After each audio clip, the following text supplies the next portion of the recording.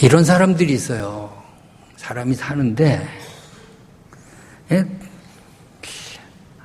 안 될 듯, 안 될 듯, 그 다음에 뭐야? 되는 사람이 있어요. 될 듯, 그 다음에 뭐야? 안 되는 사람이 있어요. 그러니까 안 될 듯, 안 될 듯 하다 되는 사람이 있고, 될 듯 하다 안 되는 인생이 있어요. 그런데, 안 될 듯, 안 될 듯 하다가, 진짜 안 되는 인생도 있어요. 될 듯 하다가 진짜 되는 인생도 있어요. 여러분의 인생은 어떻게 평가하나요? 여러분 스스로 평가해 보세요. 대부분이요, 이게 될 듯 하다가 안 돼. 될 듯 하다가 막판에 뭐가 막혀. 그래서 마음에 평안도 없고, 기쁨도 없고, 어떻게 그냥 스트레스만 쌓이고, 뭔가 이게 아닌데, 이러면서, 40이 되고, 50이 되고, 60이 되고, 인생이 이제, 지나가는 거죠. 지나가는 거예요. 우리가, 될 듯 하다 안 되는 인생. 안 될 듯 하다 아예 안 되는 인생. 그런 인생을 산다면 우리가 우리의 이름을 한번 물어볼 필요가 있어요. 내 이름이 무엇이냐? 묻고 계시잖아요. 우리가 누구냐고요. 우리가 바로 야곱처럼 살았어요. 오늘 야곱의 인생이요, 될 듯 하다가 안 돼. 뭐가 다 이루어지는 것 같은데 막판에 계속 두려움이 있고요, 공포가 있고요, 앞길이 불투명하고요, 자기의 생명조차 부지할 수 없는 이런 상태에 지금 있는 거예요. 이름을 바꾸지 않으면 해결될 수 없는 상황이에요. 야곱은 수단과 방법을 가리지 않고 살아왔어요. 야곱은 형을 속이고 아버지를 속였어요. 그리고 외삼촌 라반까지 속였어요. 무수하게 속였어요. 속이는 사람이, 남을 속이는 사람이 또 속기도 해요. 다른 사람한테 속는다고요. 누구한테 속았어요, 야곱이? 삼촌한테 속았어요. 삼촌한테 속아가지고, 라헬인 줄 알고 첫날 밤 지냈더니 레아고요. 죽도록 일했더니 그냥 헛수고고요. 그러니까 속고 속이는 세상에서 우리가 살다 보면 되는 것 같은데 나중에 남는 게 없어요. 남는 게 없다고요. 야곱은요, 자식들한테 속아요. 그 요셉을 팔아먹어 놓고 짐승한테 물려 죽었습니다. 속은 거죠. 속은 거예요. 속았어요. 야곱은 자기 자신한테 속았어요. 자기가 뭔가 이룬 줄 알았어요. 그런데 빈 껍데기예요. 뭔가 성공한 줄 알았다고요. 그런데 마지막 고향 땅으로 돌아가는 길에 보니까 공포만 남았어요. 야곱은 자기한테 속아서 지금 살고 있는 거예요. 이게 우리의 모습 아니겠어요? 우리의 모습 아닙니까? 우리가 우리 자신에게 속아서 지금까지 여기까지 살아온 것 아니겠습니까?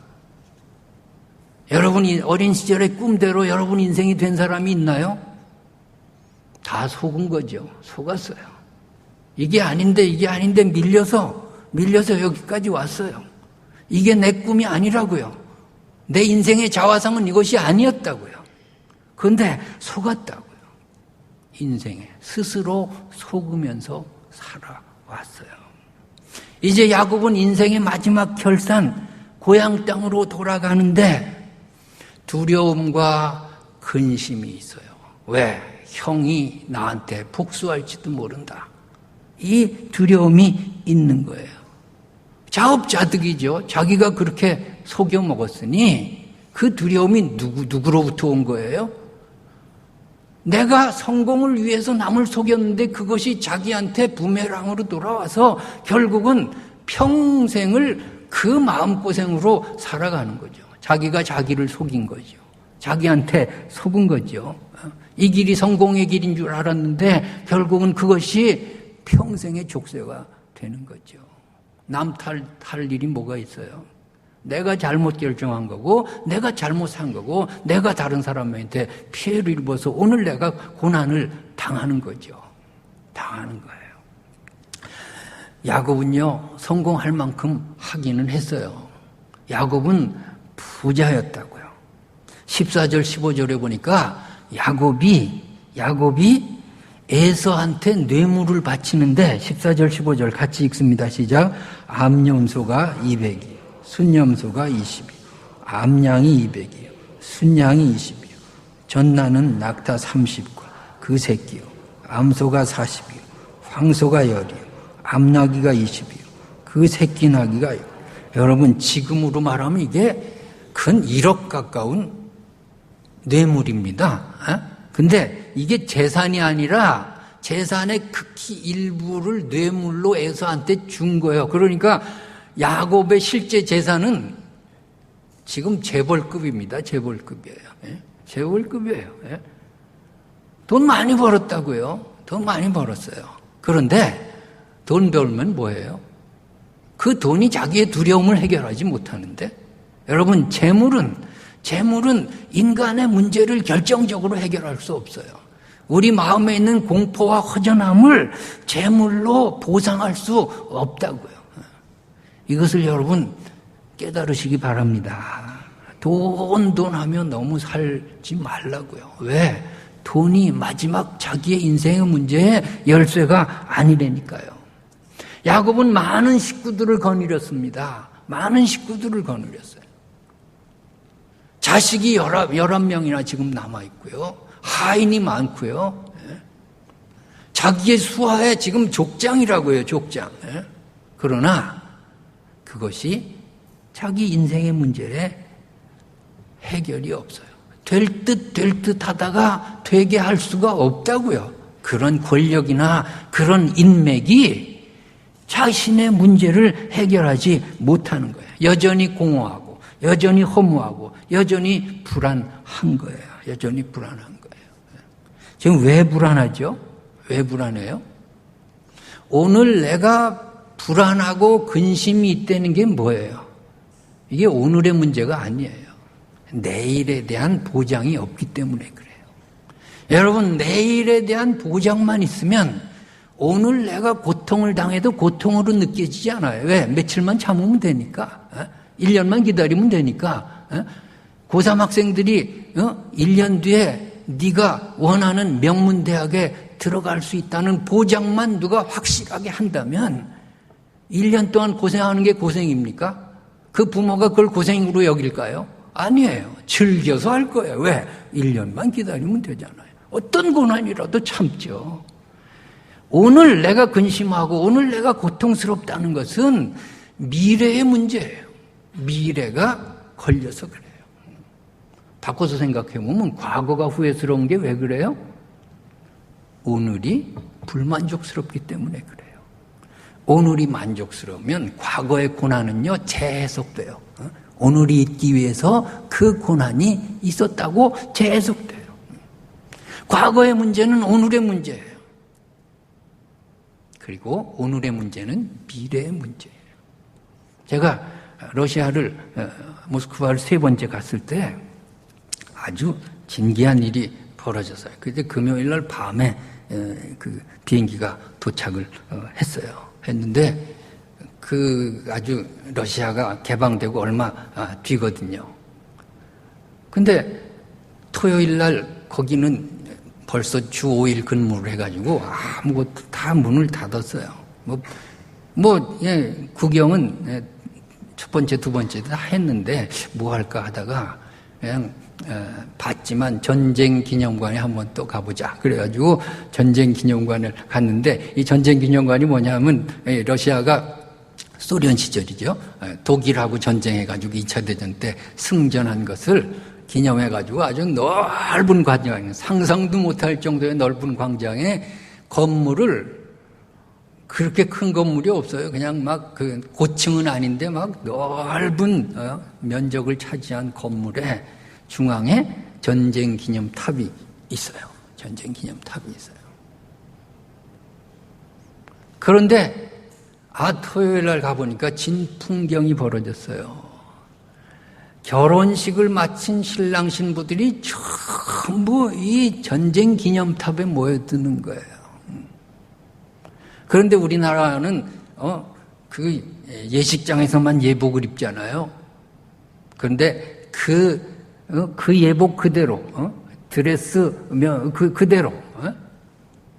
그대로 나와서 수백 쌍이 운집해 있으니까 진풍경이죠. 진풍경이에요.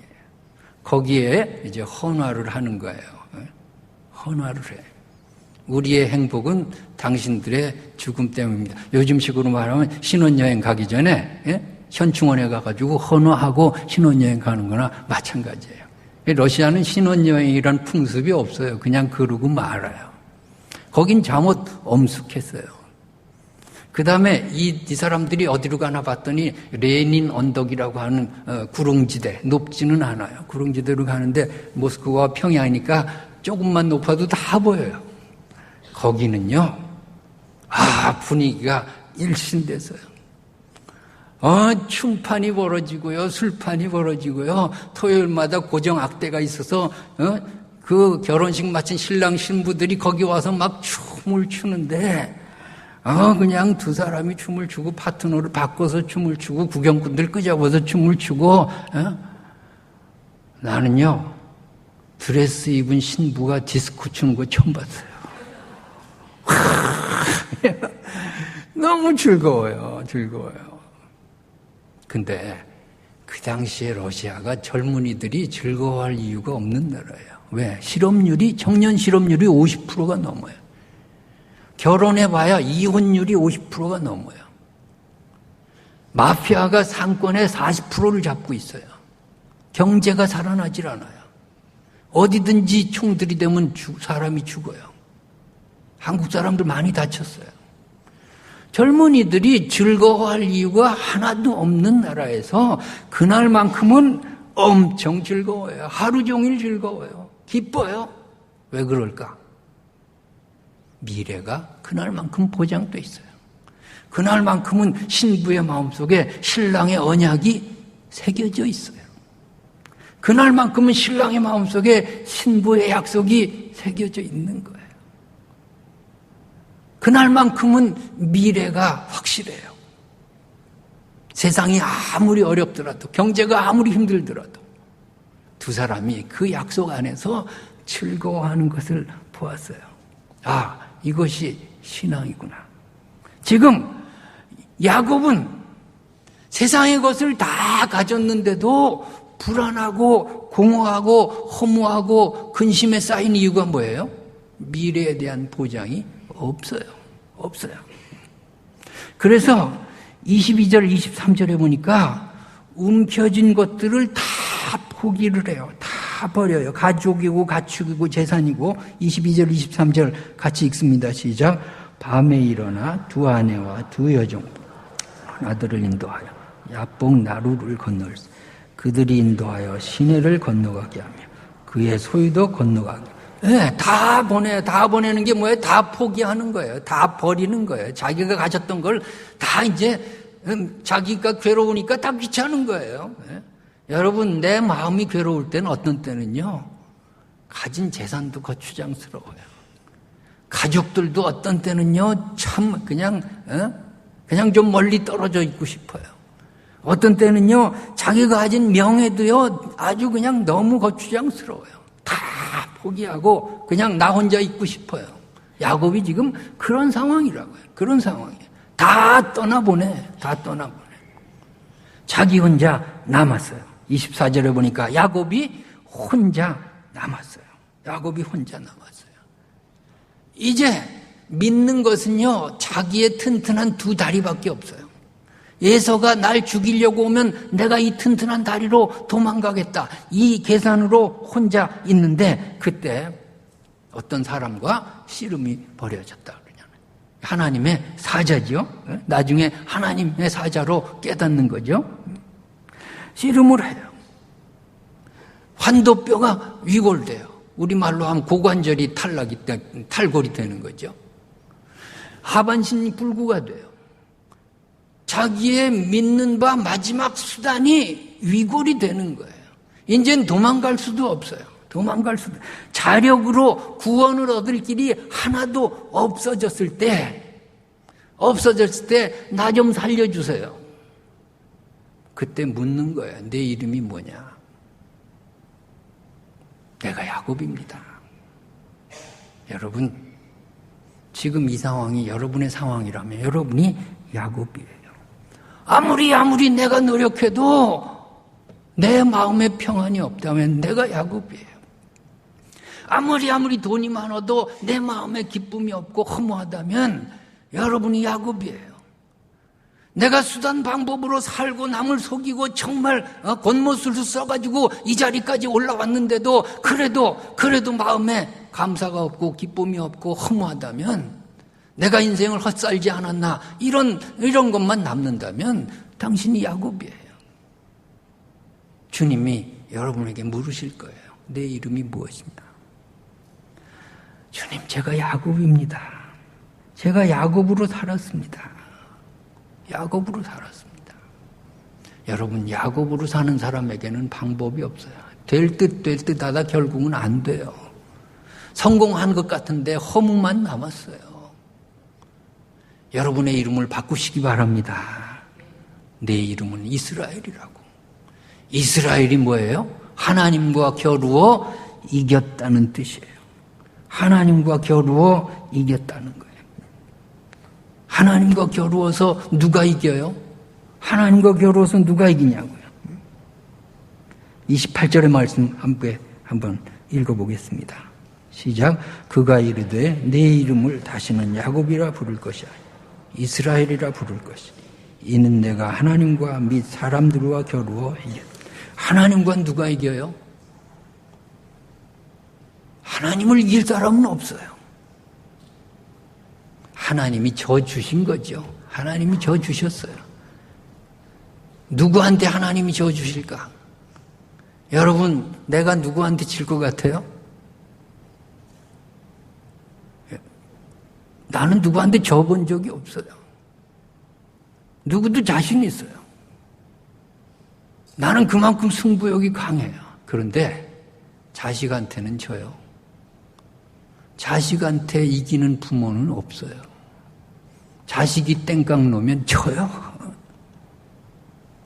자식한테는 진다고. 에? 지금 내 이름이 이스라엘이란 말이 뭐예요? 너는 내 아들이라는 거예요. 할렐루야. 너는 내 딸이라는 거예요. 내가 네 아버지가 되겠다는 거예요. 그것이 이스라엘의 의미예요. 하나님이 누구한테 져요? 하나님이 져 주셨어요. 왜? 하나님의 자녀에게 하나님이 지는 거예요. 야곱이 하나님의 자녀 아들이 되는 순간 안 될 듯 하던 인생이 되고 말았어요. 그의 모든 것이 다 풀려버렸다고요. 이제 마음에 근심과 두려움이 없어졌어요. 왜? 하나님이 저 주셨잖아요. 하나님의 아들이 되었잖아요. 하나님의 아들이 되었어요. 여기 놀라운 말씀이 22절에 보니까 밤에 일어나 그런 말이 있고요. 그 다음에 이 31절에 보니까 해가 돋았더라 그런 말씀이 있어요. 지금까지 야곱의 인생은 밤이에요. 그냥 어둠 캄캄한 곳에서 살았어요. 하나님을 만나고 하나님의 아들이 되는 순간에 해가 돋았어요. 이제 낮이 됐어요. 빛이 찾아왔어요. 광명의 인생이 시작되는 거라고요. 여러분, 이 축복을 누리시기 바랍니다. 여러분, 내가 오늘 두려워하는 이유는 돈이 없기 때문이 아니에요. 명예가 없기 때문이 아니에요. 지나온 내 인생이 후회스러워서 그런 것도 아니에요. 내가 못 배워서 그런 것도 아니라고요. 사람들이 나를 무시하고 상처 줘서 그런 것이 아니에요. 여러분이 하나님의 아들로 인식하지 못해서 그래요. 내가 하나님의 딸이라고 못 믿어서 그래요. 여러분, 오늘 하나님이 여러분에게 새로운 이름을 주셨어요. 이스라엘이라는 이름을. 그 이름을 믿으시기 바랍니다. 그 이름 안에서 승리하시기 바랍니다. 그 이름, 하나님의 아들과 딸인데 누가 나를 건드려요? 누가 나한테 이길 수 있어요? 누가 나한테 상처를 줘요? 내가 왜 상처받아요? 하나님의 아들과 딸인데 그만한 자부심도 없어요. 인간이 뭐라 그런다고 내가 상처받나요? 물질이 없다고 내가 주눅드나요? 하나님이 내 아버지신데 왜 세상의 것으로 내가 왜 공허해요? 왜 내가 허무해요? 여러분, 하나님의 아들이라는 자부심을 느끼는 순간에 야곱은 다 변하고 말았어요. 세상이 변한 것이 아니라 자기가 변했어요. 자기가 변했다고요. 하나님이 내 아버지시구나. 하나님이 나한테 저 주시는 분이시구나.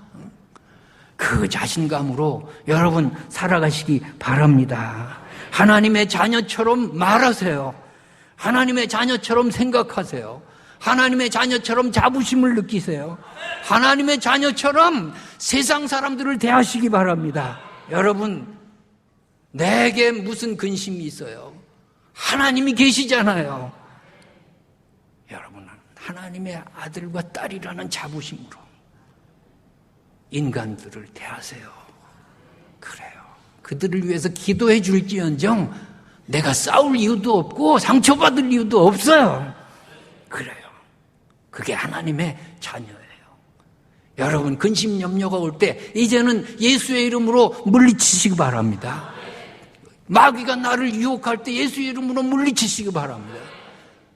왜? 내가 하나님의 아들이잖아요. 예수의 권세가 내 안에 있잖아요. 나를 누가 건드려요? 하나님도 나한테 져주시는데 누가 나한테 이길 수 있어요? 그 마음으로 승리하시기 바랍니다. 다 같이 주신 말씀 묵상하겠습니다. 여러분, 눈 감고 생각해 봅시다.